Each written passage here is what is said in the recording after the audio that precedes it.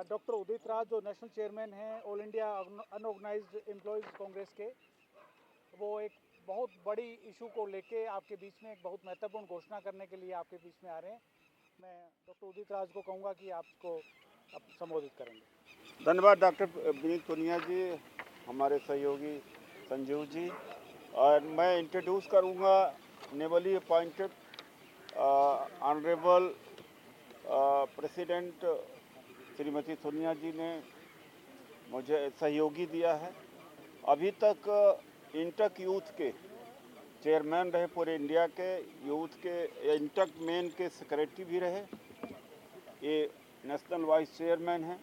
एक खबर ये है, और हमारे ये national spokesperson unorganised workers employees Congress का, इसको हम शॉर्ट में केकेसी कहते हैं, कर्मचारी कामगार और कर्मचारी कांग्रेस, केकेसी। हमारे हरियाणा के चेयरमैन हैं राकेश तंवर जी हैं। आज हमारे प्रेस कॉन्फ्रेंस करने का मुख्य दो मुद्दे हैं।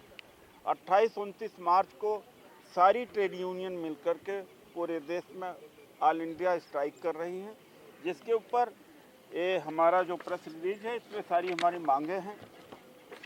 इसमें प्रमुख मांगे हैं कि जो मिनिमम जो वेजेज है 21,000, उसको no to privatisation of government departments and PSUs।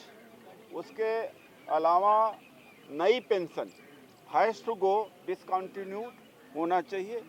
Assured income of 3,000 ये होना चाहिए। Labour laws should be scrapped, labour laws हैं इनको स्क्रैप किया जाना चाहिए। ये मेन हमारी डिमांड है। लेकिन एबव ऑल जो केकेसी की जो डिमांड है, इस देश में नई पेंशन स्कीम के तहत 78 लाख एम्प्लॉइज हैं, और 2003 में जो नई pension scheme Bharatiya Janata party की सरकार लाई है, उसमें जुआ और सट्टा के माध्यम से उनकी पेंशन दी जाएगी। कोई एश्योर्ड इनकम नहीं है, जबकि एश्योर्ड इनकम मिनिमम एम्प्लॉयज़ का 9,000 होना चाहिए। वो जो पैसा 10% एम्प्लॉयज़ का, 14% गवर्नमेंट का जो कंट्रीब्यूट हो रहा है, उसको म्यूचुअल फंड में, शेयर्स में लगा करके, कॉर्पस बना करके तब इनको पेंशन दिया जाएगा। ओल्ड पेंशन जिसको बहाल किया है राजस्थान सरकार ने, छत्तीसगढ़ सरकार ने किया है, और DA लिंक्ड है। वो पूरे देश की जो आज आवाज़ है, पूरे देश के कर्मचारियों अधिकारी की आवाज़ है कि पुरानी पेंशन बहाल होनी चाहिए, नई पेंशन जानी चाहिए। 2033 और 2035 में लाखों लोग, लगभग 5 लाख लोग रिटायर होंगे। रिटायरमेंट के बाद में मुझे नहीं लगता कि कुछ भी मिलेगा। जिस तरह से जुआबाजी हो रही है, जिस तरह से सट्टा हो रहा है, जिस तरह से म्यूचुअल फंड का मिसमैनेजमेंट हो रहा, कहेंगे कार्पस में कोई आमदनी हुई नहीं तो पेंशन इनको कहाँ से दिया जाए। तो हम चाहते हैं कि पूरे देश में ये 78 लाख जो एम्प्लॉइज हैं, इनको पुरानी पेंशन से कवर किया जाना चाहिए। अगर नहीं होगा तो पूरे देश का हड़ताल हम करेंगे। 78 लाख कर्मचारी अधिकारी, और इंटक इस देश का सबसे बड़ा ट्रेड यूनियन है। इस देश का ही नहीं, दुनिया का सबसे बड़ा ट्रेड यूनियन इंटक है। भारत के लोगों को नहीं हो सकता है पता हो। उसकी अगुवाई में, वो भी कांग्रेस से एफिलिएटेड है, उसकी अगुवाई में 28-29 मार्च को ऑल इंडिया स्ट्राइक है। कोल सेक्टर हो तो पावर सेक्टर है, बैंक सेक्टर है, BSNL है, all are joining and we are also join, and Congress gives full support. तो हमारा ये है कि जो नई पेंशन है वो ख़त्म की जानी चाहिए, ओल्ड पेंशन लागू किया जाना चाहिए। मिनिमम एश्योर्ड जब रिटायर्ड हो कर्मचारी तो उसका इनकम होना ही चाहिए। और जो 28-29 मार्च को ऑल इंडिया स्ट्राइक की जा रही है, जो उनकी डिमांड्स हैं, उन डिमांड्स पर कांग्रेस पार्टी सपोर्ट करती है। हमारे नेता श्री राहुल गांधी जी कई बार कह चुके हैं, उन सारे इश्यूज के ऊपर हमारे पार्टी का इन एग्रीमेंट है हम लोग। Thank you so much. इस इशू पे कोई क्वेश्चन है तो आप पूछ सकते हैं।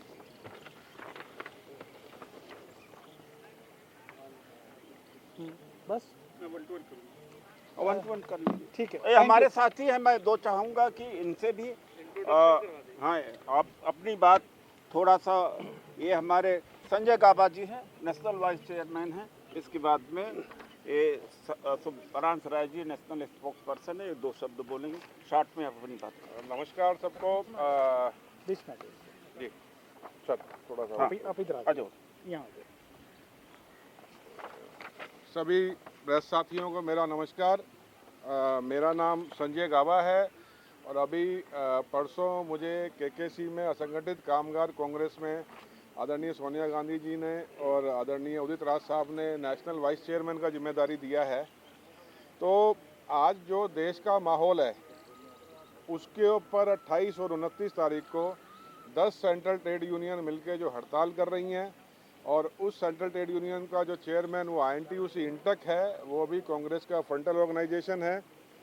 तो मुद्दे साहब ने तकरीबन बता दिए हैं। सबसे बड़ा देश की संपत्ति को जो एक के बाद एक कौड़ियों के भाव बेचा जा रहा है, चाहे वो रेल हो, चाहे वो भेल हो, चाहे वो कोयला हो, आपके सामने सब बातें हैं। उसके बाद जितनी भी हमारी पड़ी हुई वैकेंसियां हैं खाली, उनको भरा जाए, उसके ऊपर एक मुद्दा है। इसके बाद जो सरकार एक सबसे बड़ा कानून अभी लेकर के आई थी फिक्स टर्म एम्प्लॉयमेंट का। फिक्स टर्म एम्प्लॉयमेंट मतलब आने वाले समय की जो नौकरियां हैं वो 3 साल के कॉन्ट्रैक्ट पे दी जाएंगी, और उसको लाने का एक ही मकसद है कि सरकारी कंपनियां पक्की नौकरियों को ख़त्म करके जितने भी नए कर्मचारी होंगे उसे फिक्स टर्म एम्प्लॉयमेंट के अंदर काम दिया जाए। युवाओं के पास रोजगार नहीं है, एक के बाद एक नए जुमले देख करके सब मुद्दों को भटका दिया जाता है। तो आपके माध्यम से आज हमने ये अपने पॉइंट रखे हैं। इन्हीं बातों के साथ समय का अभाव है, मैं आप सबका धन्यवाद करता हूं। Thank you. धन्यवाद। सबको एक साथ नमस्कार। किसी की सेवा करना। मेरा सिर्फ 2 मुद्दों पे कहना है। पहले इम्पोर्टेंट कि लोकतंत्र का जो चौथा पिलर है उसके आप सब नुमाइंदे और उसके आप सब रक्षक हैं। केकेसी वो संगठन है जिसमें हमारी पत्रकार फेटर्निटी भी आती है। वो तमाम लोग जो बिन बताए, बिना किसी नोटिस के रातों रात निकाल दिए जाते हैं, हटा दिए जाते हैं, उनके भविष्य की सुविधाओं का ध्यान रखने के लिए ही केकेसी बना हुआ है। बाकी बातों पे हम डिटेल में फुर्सत से बात करेंगे। इस बात के साथ अपनी वाणी को विराम देता हूँ। धन्यवाद। ठीक है सर। मैं ले रहा हूँ। आपको मोबाइल चाहिए। हाँ गलत है तो पीछे से मोहित जी कहने लगे। ठीक है सर, थैंक यू।